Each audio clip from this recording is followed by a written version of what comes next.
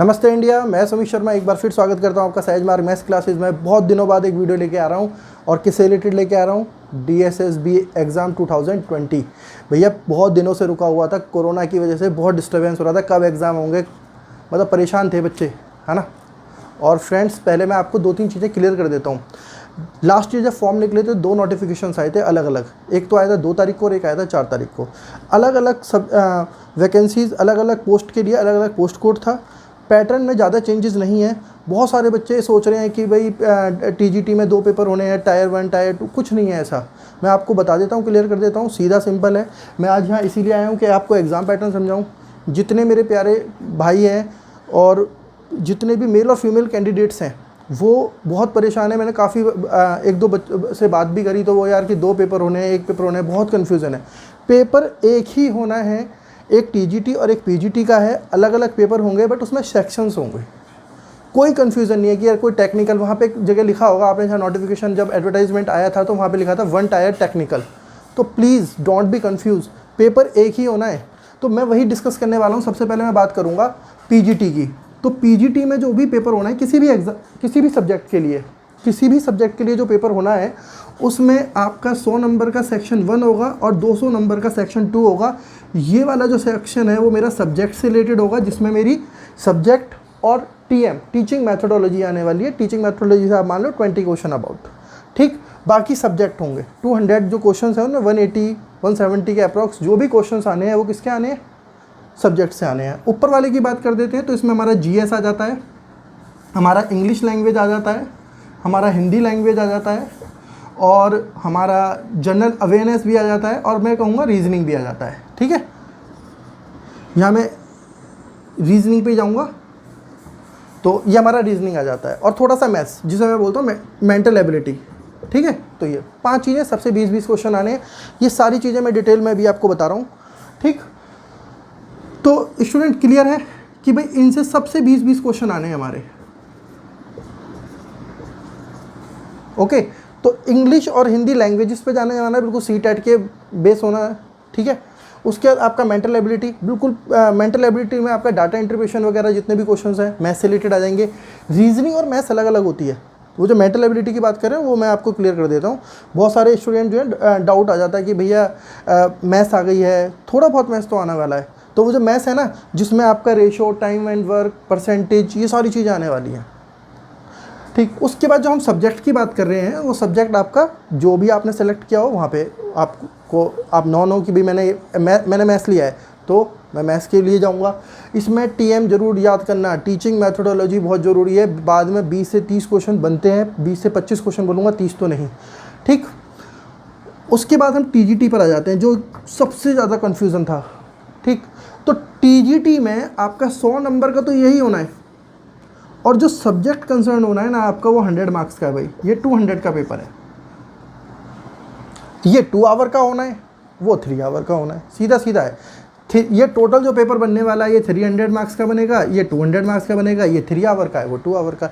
कोई डाउट नहीं है, एक ही दिन में दोनों पेपर होने हैं, एक ही कंप्यूटर पर बैठ के दोगे, ठीक है, कहीं जाने की ज़रूरत नहीं है। हाँ, सेक्शन है यहाँ पर लो ना। तो वही मैं एक बात बोलना चाह रहा हूँ आपको, पेपर एक दिन में होना है दोनों सेक्शंस के, दोनों सेक्शन के। बहुत सारी जो कन्फ्यूज़न थी ना वो यही थी कि टायर 1 और टायर 2 क्या है ये, तो वो टायर 1 ही है जो भी है, कुछ भी ऐसा टायर 2 का कोई वो नहीं है। बाकी जो काम होना है, आप सबको पता है कि DSSB में इंटरव्यू नहीं होता है, उनकी पॉलिसीज़ चेंज होती रहती हैं। इसमें डॉक्यूमेंट वेरिफिकेशन होगा कट ऑफ के बाद, तो ये सारी चीज़ें होती हैं। फिर आपका मेडिकल होता है, फिर आपको जॉइनिंग लेटर मिल जाता है। ये सारी चीज़ें आपने देखी भी होंगी, यही प्रोसेस है ना। लेकिन जो सबसे ज़्यादा कन्फ्यूज़न था ना कि भाई पेपर 2 होंगे, 1 होगा, कितने होंगे, तो वो जो कन्फ्यूज़न था यहाँ पे मैंने दूर कर दिया है। यहाँ पर कोई टायर 1 टायर 2 में सेक्शन नहीं डिवाइड है। बार बार मैं यही कहूँगा, ये आपका सेक्शन 1 होगा, यही सेक्शन 2 होगा। ये आपका सेक्शन 1 होना है और ये सेक्शन 2 रहेगा। ये 200 मार्क्स का है। तो वही मैं 200 इन 2 आवर और आपके 300 इन 3 आवर। तो यही सारी चीज़ें हैं जो मैं आपको डिस्कशन कर रहा था कि भाई एग्ज़ाम पैटर्न क्या है। अब सिलेबस फर्स्ट का जो आपका पेपर सेक्शन फर्स्ट होना है, जो सेक्शन फर्स्ट है उसका सिलेबस मैंने आपको यहाँ क्लियर कर दिया है। यहाँ पे मैं क्लियर कर देता हूँ आपका, छोटी छोटी चीज़ें हैं मैं डिस्कस कर लूँगा आपसे। देखो सबसे पहले मैंने बोला जनरल इंग्लिश, सबसे पहले जनरल इंग्लिश।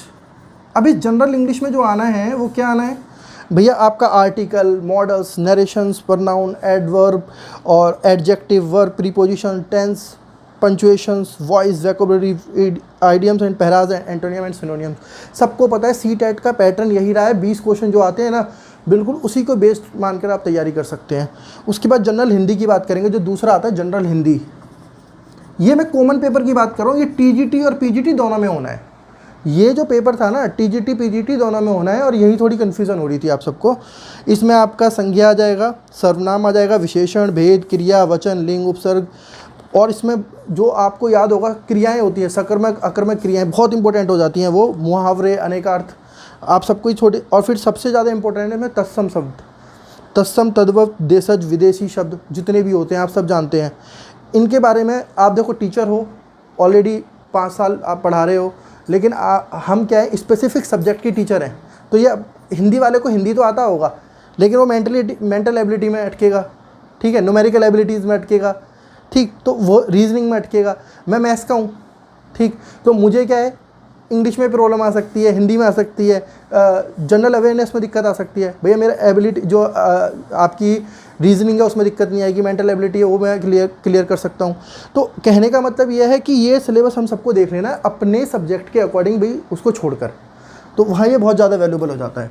जनरल हिंदी हो गया, फिर आपका जनरल अवेयरनेस जो मैं बोल रहा हूँ, इसमें award, book, authors, sport, history, incident, बहुत मतलब 20 नंबर जो है ना इसमें आपको बहुत ज़्यादा मेहनत करनी पड़ेगी। बिल्कुल मतलब आप ये समझ लो कि आप आईएएस की तैयारी कर रहे हो, क्योंकि कहीं से भी पूछा जाएगा। इसमें ऐसा लिखा नहीं है, स्पेसिफाइड नहीं है, लेकिन मैं कहूँगा कि दिल्ली में हो रहा है तो दिल्ली से रिलेटेड 1 या 2 क्वेश्चन लगेगा। देखो 20 मार्क्स का है तो 1-2 क्वेश्चन लगता है बस। रिसेंट जितनी भी बुक अभी आपकी पब्लिश हुई हैं, ठीक, वो देख लेना, उनके ऑथर्स के नाम। एक बार ऐसा हुआ था कि जब आपको याद होगा इंसिडेंट प्राइम मिनिस्टर नाम से एक बुक आई थी, तो याद होगा संजय बारू बहुत हाईलाइट हुए थे, ठीक। आपने जो आपके मनमोहन सिंह थे उनके ऊपर जो मूवी बनी थी वो बुक भी उन्हीं के ऊपर थी, तो कहते हैं कि उस टाइम रिसेंट वो क्वेश्चन आ गया था। तो इसी तरीके से मैं आपको एक हिंट दे रहा हूँ, इस तरह से आप तैयार कर सकते हो, यही मेथड है प्रिपरेशन का। उसके बाद आपका रीजनिंग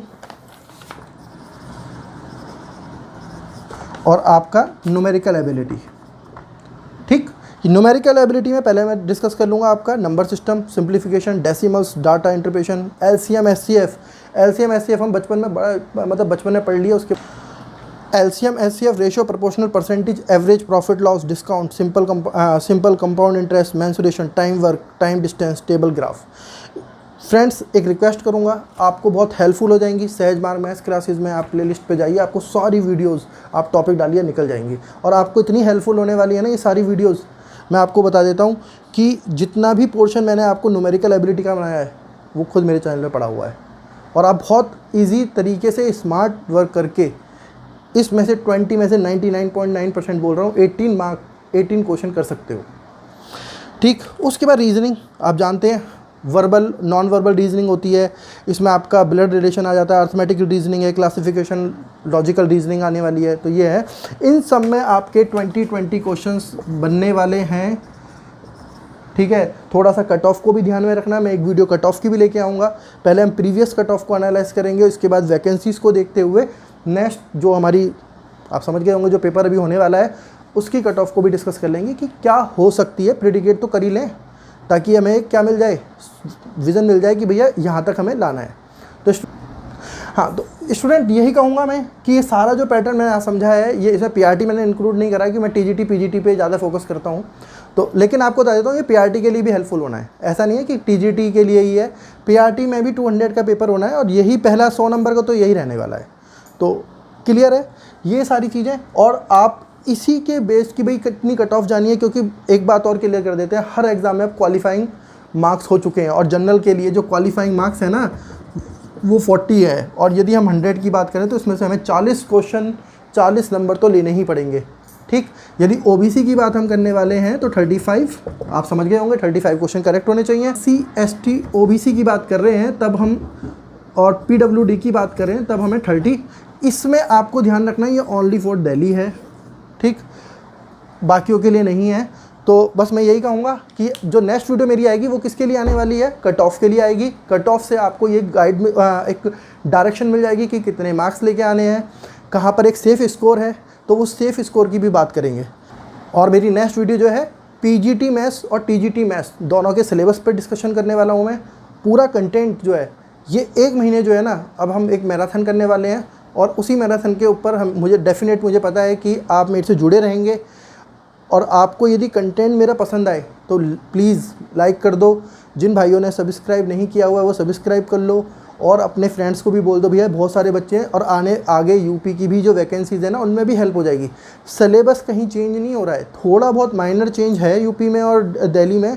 मैं यही कहना चाहूँगा कि जो भी सिलेबस है वो अभी आपको हेल्प करेगा, और मैं शॉर्ट ट्रिक से भी आपको समझाऊँगा। तो फ्रेंड्स, आपको कैसा लग रहा है कमेंट बॉक्स में जाइए। यदि कोई चीज़ आपको नहीं क्लियर हो रही है, वो डाउट है, वो मुझे बताइए, मैं नेक्स्ट वीडियो में क्लियर करूँगा। आगे मेरा जो वीडियो है वो मैथ्स से रिलेटेड है, मैथ्स का सिलेबस डिस्कशन करने वाले हैं, कितने दिन में हम कितने टॉपिक्स कवर कर लेंगे। तो जुड़े रहिए सहज मार्ग मैथ्स क्लासेस के साथ और सुमित शर्मा के साथ। Thank you very much, good bye.